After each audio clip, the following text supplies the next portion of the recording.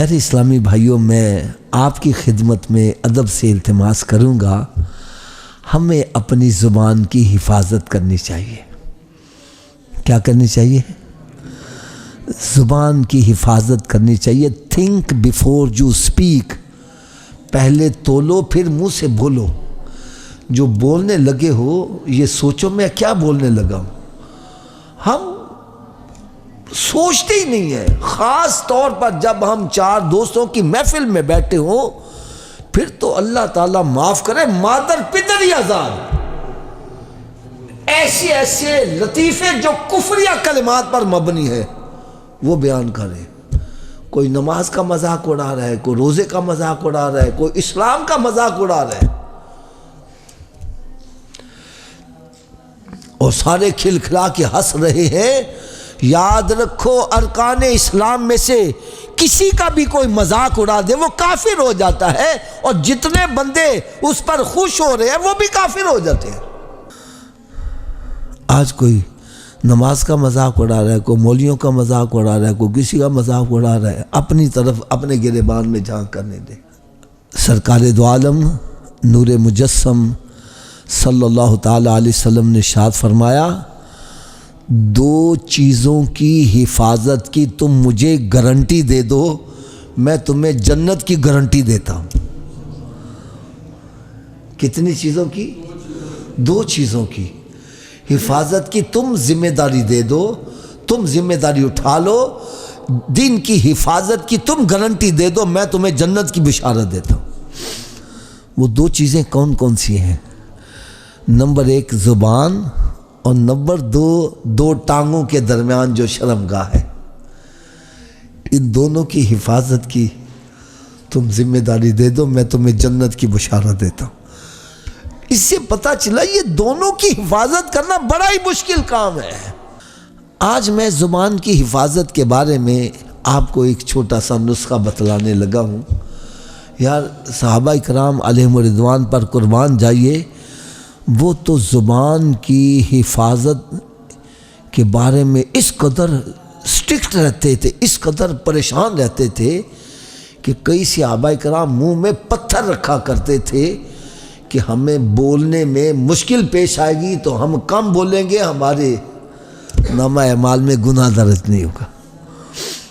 وہ یہاں تک حفاظت کیا کرتے تھے۔ تو آئیے میں آج آپ کو ایک نسخہ بتلانے لگا ہوں کہ بندہ زبان کی حفاظت کیسے کر سکتا ہے۔ دیکھیے میں درس دے رہا ہوں، کوئی بھی بندہ درس کیا دے رہا ہو، بیان کر رہا ہو، اس کے سامنے آپ ٹیپ ریکارڈ آن کر دو، کیمرہ چلانا شروع کر دو، ریکارڈنگ ہونی شروع ہو جائے، اس کی زبان میں ایک دم ایک محتاط پن آ جائے گا، وہ احتیاط سے گفتگو کرے گا۔ یار میری گفتگو ٹیپ ہو رہی ہے، میں کوئی ایسی بات نہ کر دوں جس کا بعد میں مجھے جواب دینے میں مشکل پیش آئے۔ اگر کوئی ریکارڈنگ نہیں ہو رہی تو میں انشنٹ باتیں کرتا جاؤں گا، آپ بعد میں کہو حافظ صاحب یہ کہاں لکھا ہے، اور میں کہوں گا یار تن مغالطہ لگا ہے، میں نے ایسی بات کی نہیں ہے۔ اور اگر ریکارڈنگ ہوئی ہوگی آپ ریکارڈ چلا دو گے، یہ دیکھو آپ نے کہا، ہم کیسے مکرے ہو۔ اس لیے جو بھی بیان کرنے والا ہو اس کے سامنے اگر ٹیپ ریکارڈ آن کر دو اور اس کو پتہ چل جائے میری گفتگو ٹیپ ہو رہی ہے، بلکہ آج کل میں آپ کو بتلاتا ہوں، یہ جو ٹیلی فون ہے نا یہ بھی ٹیپ ہوتے ہیں۔ تو میں نے دیکھا کئی بندوں سے گفتگو کر کے وہ کہتا ہے حافظ صاحب ذرا محتاط گفتگو، میری گفتگو ٹیپ ہو رہی ہے، یعنی کوئی ایسی بات نہ کرنا جو کل کو میرے لیے یا آپ کے لیے پریشانی کا باعث بنے۔ نہیں سمجھ لگی؟ جب ایک بندے کو پتہ چل جائے میری گفتگو ریکارڈ ہو رہی ہے، وہ محتاط گفتگو کرے گا، انشٹ نہیں مارے گا۔ تو بالکل اسی طرح ہر بندے کو یہ یقین کرنا چاہیے میں جو بھی گفتگو کر رہا ہوں کرامن کاتبین سب ٹیپ کرتے چلے جا رہے ہیں۔ کرامن کاتبین یعلمون ما تفعلون، ارے جو کچھ تم کرتے ہو سب وہ لکھتے جا رہے ہیں، یہ سب ریکارڈ ہو رہا ہے۔ جب یہی فلم قیامت کے روز چلی پھر بندہ انکار نہیں کر سکے گا۔